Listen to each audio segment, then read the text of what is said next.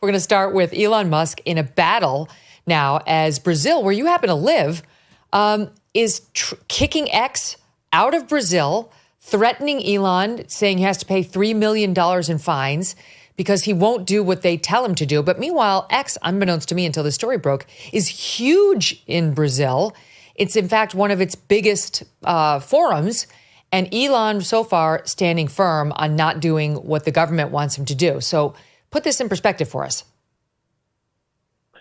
So first of all, I think when a lot of people hear what's happening in Brazil, people in the United States think, oh, that's a little bit distant from me. It doesn't have a lot to do with me.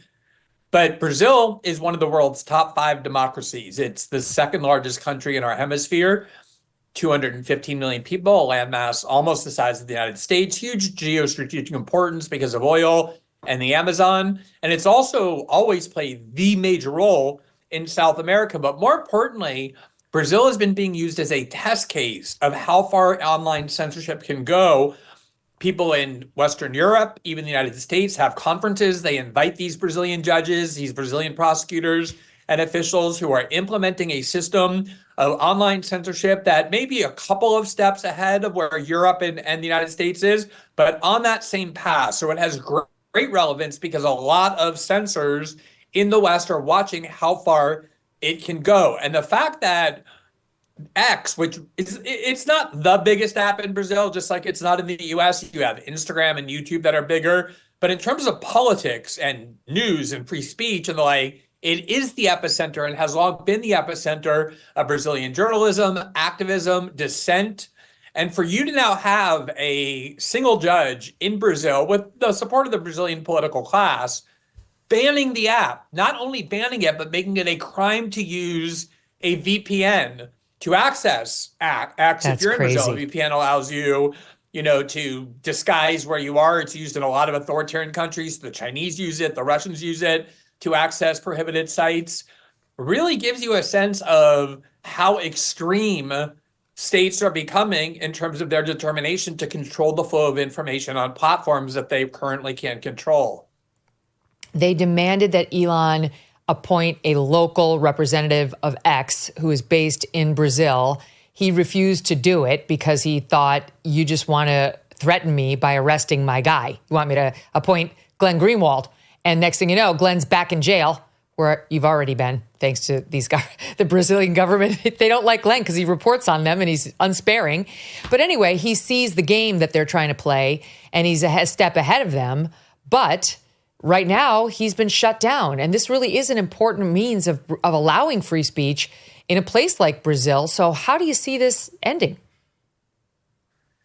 Yeah, so I think this is the crucial point is, in theory, it isn't that unreasonable for a country to say, if you want to operate in our country, you have to have a physical representative in our country. In theory, that's a sort of reasonable thing to do. Most countries will have that. If you want to operate in the United States, of course, you need a physical office and a representative. The problem is that every time there's an order of censorship that is given, not by the government, by a single judge, and X doesn't comply with it immediately, the judge threatens X executives that it will imprison them. They did it to Facebook a few years ago, too, when Facebook was starting to become resistant. So who in their right mind would agree to be the representative of X when the judge has already said, and I'm talking about a Supreme Court judge, if you are the representative of X and they don't censor immediately, then you will be imprisoned until they do. He basically wants a hostage to force them. Now, let me just, about these censorship orders, Megyn, let me just tell you, many of the people who are being ordered censored and off the internet are not just random extremists, which would still be wrong. We're talking mostly about elected officials of the federal Congress, the federal Senate, the most known people in Brazil whose crime is that they, number one, support Jair Bolsonaro and the right-wing movement, and number two, that they frequently criticize the Supreme Court.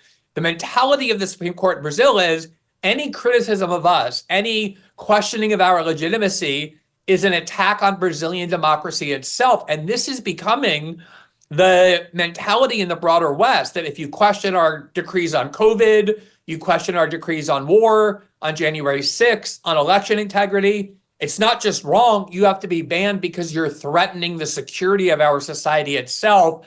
And that is the mentality that is being implemented first in Brazil, but is being deeply watched and monitored by other countries who want to do the same.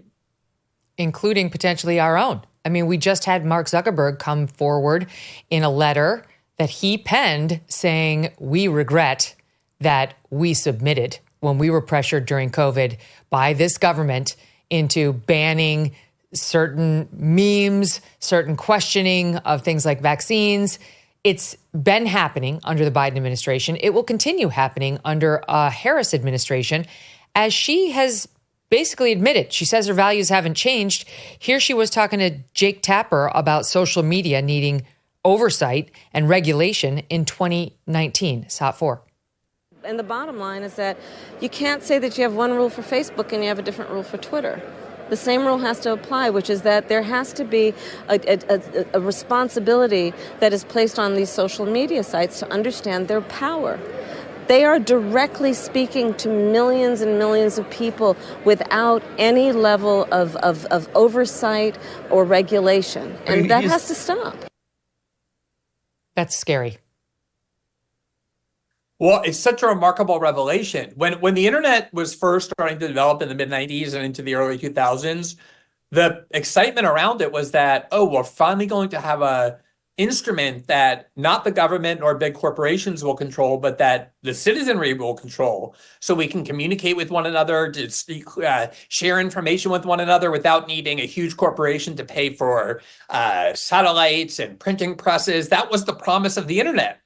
And I think that what happened was after 2016, first when the British voted to leave the EU by approving Brexit, and especially when Americans voted for Donald Trump instead of Hillary Clinton, Western elites realized, and you hear it in Kamala Harris's statement there, that they can no longer allow a weapon in the hands of the people that is free, that allows a free expression of ideas, a free exchange of information. As she said, we need to start regulating it. We need to start controlling it.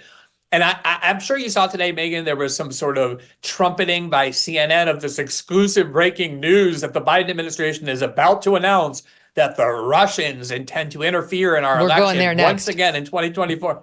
Yeah. So, but what I want to say is, the biggest and worst and most egregious interference in the 2020 election was when the Biden administration pressured big tech, including Facebook and Twitter, to censor reporting, not that was questionable, but that turned out to be true, about Joe Biden and how his family was exploiting their name for profit in China and Ukraine by having the intelligence community, which isn't allowed to interfere in our domestic politics, lie and call that Russian disinformation. And based on that lie, there was mass censorship of a major story 2 or 3 weeks before a very close election. I don't think we've really come to grips with how significant that story is, because it presaged this notion that that is the real interference on the part of our U.S. security state and our government to censor and control the internet, much like we're seeing in Brazil. And Zuckerberg mentioned the pressure he was receiving over at Facebook from the government to suppress the Hunter Biden laptop, saying it's one of the things he regrets doing. You still have some publications holding on to the fact, to the lie that this could be Russian disinformation. Those 51 intelligence analysts are still holding on to, well, you never know. It's been verified. They can't admit their mistakes, but it's somewhat promising that you've got somebody like Zuckerberg saying, I see now. I see what they did, and I see that I took the knee too fast. And you've got Elon standing up, like these social media companies maybe are finding their spines. Kamala Harris has a long history of wanting to censor the internet, people on the internet who she finds objectionable, even people who happen to be president of the United States.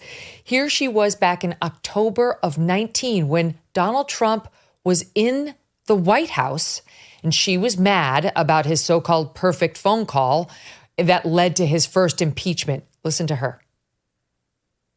I know you wrote to Twitter and the CEO, Jack Dorsey, and asked him to take away the president's Twitter handle, his account. How is that not a violation of free speech? How would that not just be a slippery slope where they have to ban, half of the people on Twitter? I've heard that argument, but here's the thing, Jake. First of all, a corporation, which is what Twitter is, it does not have it has obligations, and in this case, Twitter has terms of use policy. And their terms of use dictate who receives the privilege of speaking on that platform and who does not. And Donald Trump has clearly violated the terms of use, and there should be a consequence for that. I mean, think about that. Trying to get the President of the United States banned from expressing his views on one of the biggest public platforms we have because she thinks, this is an outside person at that point, that he's violated the terms of use. Well, Megyn, when she ran for president, and it was about 6 seconds because her campaign was such a failure in 2019 for the Democratic nomination, she made as one of her central planks a demand that Donald Trump be banned from the internet. I remember very well, she was on a stage with people like Bernie Sanders and Elizabeth Warren, and she said, Senator Warren, I challenge you to support my argument that Donald Trump should be banned from the internet. And even Elizabeth Warren was like, I don't know. That seems kind of radical to ban the elected president of the United States. And remember, they did ban him. Twitter, Facebook, Google all got together after January 6th, and they forcibly banned the sitting president of the United States to the point that even the Western European countries who hated Trump said, this is alarming. This is scary. This should not be happening. You didn't vote for this economic downturn, right? But you could be paying for all of it at the pump, at the grocery store, and elsewhere. Financial stress can be crushing, and one solution could be donewithdebt.com. Done With Debt created new aggressive strategies designed to get you out of debt permanently without bankruptcy or loans. They can stand between you and your bill collectors and negotiate with your creditors to write off balances, cut interest, and stop penalties. The best news? Done With Debt is accepting new clients right now, but you do need to hurry because some of their strategies are time sensitive and you don't want to miss out. Let Done With Debt hit the debt reset button for you and make your money yours again. Visit donewithdebt.com or call 1-888-322-1054 now. Chat with one of their debt relief strategists for free. That's donewithdebt.com, donewithdebt.com. Check it out now. Thanks so much for watching. If you like what you just saw, hit the subscribe button for more clips and full episodes.